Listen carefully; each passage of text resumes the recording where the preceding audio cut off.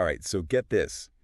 You guys asked us for a deep dive on women's health, and we found a good one. A really good one. Yeah, we're talking about this YouTube video called The Best Podcast for Women of All Ages 10 to 60 Years. Okay. And it features Dr. Anjali Kumar, who is a top gynecologist in India. Wow. Chatting with a gastroenterologist, Dr. Pelmard. Interesting. Yeah, and it is I love jam-packed with insights. And like they're two specialities together. Yes. That's fascinating. It's all about how modern life, like all the stuff we're living in right now, is really impacting hormones, fertility, our well-being. Yeah, they're seeing, I think what's so interesting about this too is they're seeing it firsthand in their practice, right? They're seeing how what we're doing day to day is impacting women's health in a way that maybe we don't think about. Yeah, and it's not even like we have to guess about it. Right. They're seeing the results of this. Exactly. Like, for example, we hear about PCOS all the time, polycystic ovary syndrome, but they kind of flipped the script on that. Okay. They said, instead of it just being like, oh, it's an ovary problem, they said, no, this is like a huge signal that your body is out of whack. Yeah, it's a symptom, not the cause. Yes. Right. And they specifically said it's probably linked to our modern lifestyle. Exactly. Stress, lack of sleep. Yep. And, you know, that Western diet we always love to blame. Right. Which, they really dug into how that impacts our gut bacteria, which then triggers inflammation throughout the body. And that inflammation then snowballs and impacts your hormones. See, and that's what I think people don't realize is that, like, the gut is connected to everything. Everything, yeah. It's not just like, oh, I have a stomach ache. Like, no, this is... It's a cascade. It's a domino effect. Yes. And it's like hitting your hormones, which controls everything. Everything. And they highlighted a study where mice had just 2 hours of sleep deprivation. Oh, gosh. Within a very specific window. Okay. 10 p.m. to 4 a.m. Oh. For 25 days out of the year. Okay. And that was it. Sounds like a regular weeknight to me. Right. But even that was enough to classify those mice as shift workers and increase their risk of metabolic issues, just like we see with humans who are shift workers. So, wait.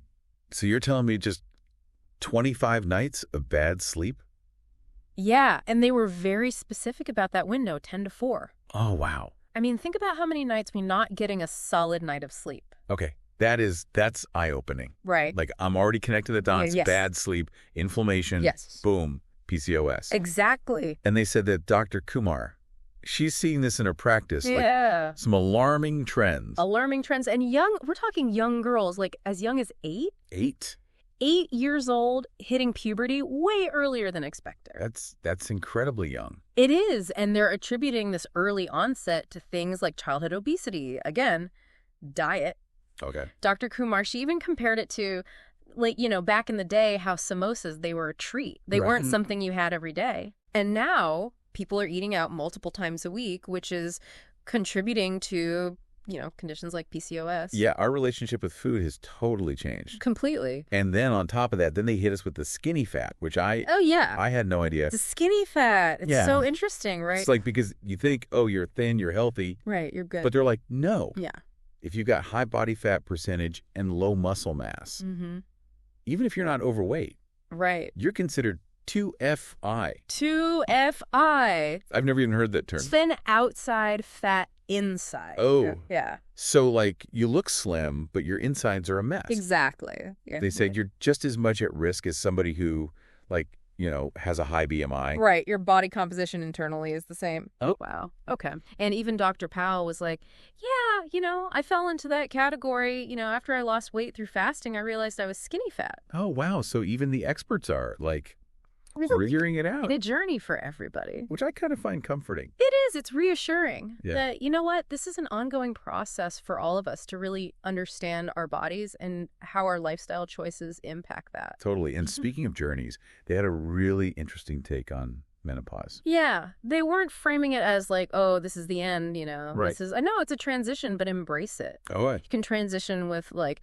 grace and proactive health. I like that. Yeah. Like, okay, so what can we do? Strength training. Big one. Okay. Especially for women over 40. Okay. To combat bone loss. Yep. And just maintain overall health as you age, right? Like Dr. Kumar, she's nearing 60.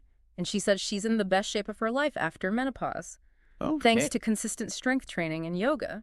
It's just my new hero. Right. Okay. But they did talk about, like, the hot flashes and all that fun stuff. Oh, yeah. They didn't shy away from those, like, sudden heat waves, the night sweats. They're like, yeah. The night sweats are real. They're real. But they did say that those symptoms, they usually subside within a few years as your body adjusts to the lower estrogen levels. Okay. That's good to know. Yeah. But, like, what if they don't? What if you're one of those people? Then they said, talk to your doctor. There's hormone replacement therapy. Right.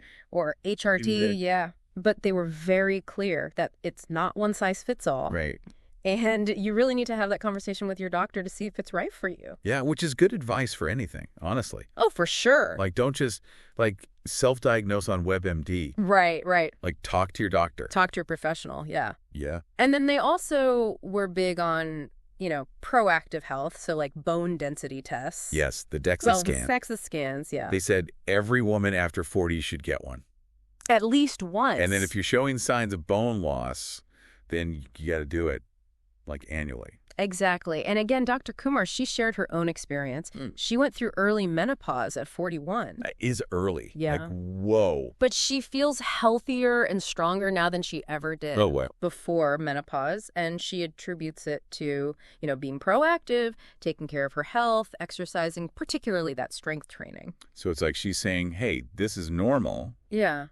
But you can totally thrive afterward. Absolutely. But going back to something you mentioned earlier, like, they also talked about, like, the societal expectations that are put on women, especially when it comes to, like, family planning and birth control. Yeah, yeah. There were, like, women often shoulder the burden. Yeah. Like, way more than they should have to. Yeah. And, Dr. Kumar even told a story about this patient who came in, and she was with her husband, and get this, the mother-in-law. Oh, no, I already know where this is going. Yeah. The pressure. The pressure right there in the room. Oh, my God. And Dr. Kumar asked her standard question about smoking, and the mother-in-law was like, oh, well, my son smokes. Oh, that. He has a lot of pressure and stress, like, somehow justifying it. It's like, yeah, that's not how it works. Yeah, exactly. Oh, my goodness. But what about the patient? She was silent. Oh, no. And that's exactly what Dr. Kumar was saying. Like, how often are women just silent? Yeah. They internalize it. They blame themselves. It's like it takes two to tango, but somehow that message gets lost. Right. Especially with this stuff. Yes, especially with this stuff. Yeah, and they were very big on communication. Yes. Open communication, not just with your partner, yes, but with your healthcare providers. Oh, my gosh. They want women to feel empowered to advocate for their own health. And make informed decisions. Yes, and part of that is making sure men are involved in the conversation, too. 100%, yes. Like, this is not just on us. No, not at all. And they brought up a really interesting point about vasectomies. Oh, yeah. Apparently in India, like, the rates of vasectomies are significantly lower. Way lower. Than other parts of the world. Yeah. Why is that? They attributed it partly to, like, cultural factors, societal biases, but they were also like, look, compared to a tubal ligation, which is way more invasive, right? For women, a vasectomy is simpler. So your faster recovery. Faster recovery, yeah. So they were advocating for more awareness, more education, open dialogue. Let's talk about it. Like, this is a safe and effective option for men. I love that they're challenging those norms because I think, for so long it's been one-sided. It's been very one-sided, and knowledge is power. Yes, it is. Okay, so speaking of, can we talk about Dr. Pell for a second? Because she made the best case ever. Oh, yeah. She was like, listen. For gut health. Gut health is everything. It was like, preach. She said all of these things. PCOS, fatty liver disease. Yeah. They're all stemming from gut imbalances. Okay, tell me everything. So she was basically saying a high-fat diet, especially processed foods, disrupts the balance of bacteria in your gut.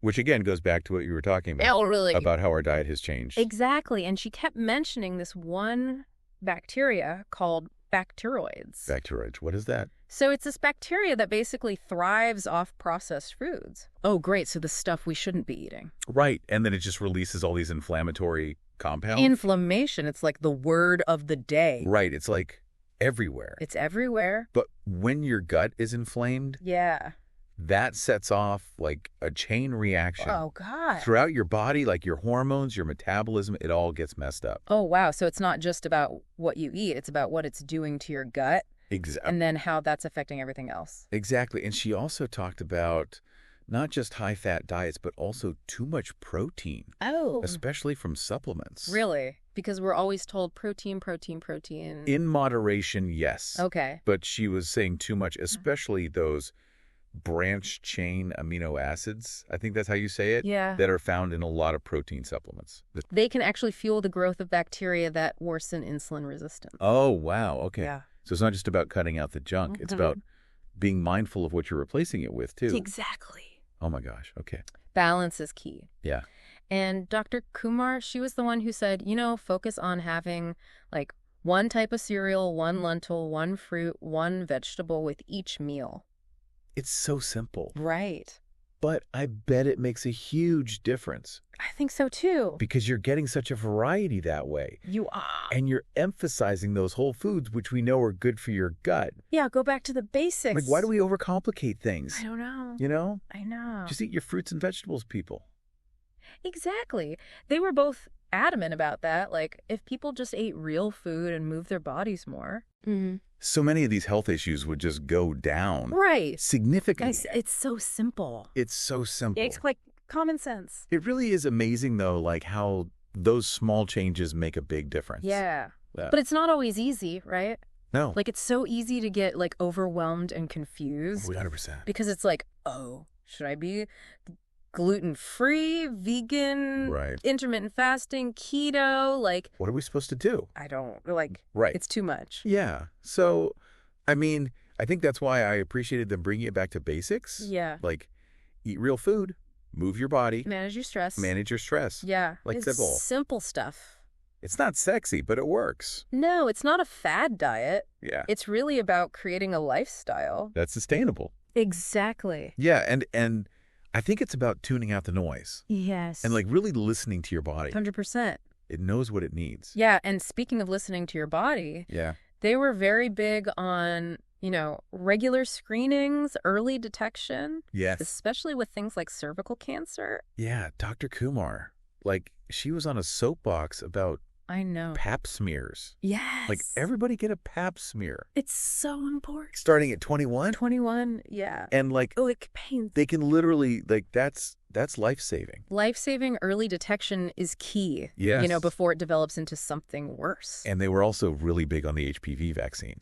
Yes, they were. Like, more people need this, especially in like India, where they were saying they hope it becomes standard as part of like their national immunization. Wow. Which I think is great. Like, good for them. Advocating for those things. Yeah. I mean, honestly, like I feel after having this conversation with you and like really diving deep on this, I feel kind of empowered. Me too. Yeah. I feel like we covered so much. We did. In such a short amount of time. It was a lot, but it wasn't overwhelming. It was a lot, but it wasn't, like you said, overwhelming. It was conversational. It was real. It was relatable. Yeah. Which is what we aim for. Exactly. Because we want you guys to like walk away and like feel like you can actually use this information. Exactly. Make informed decisions about your health. Take control. Yes.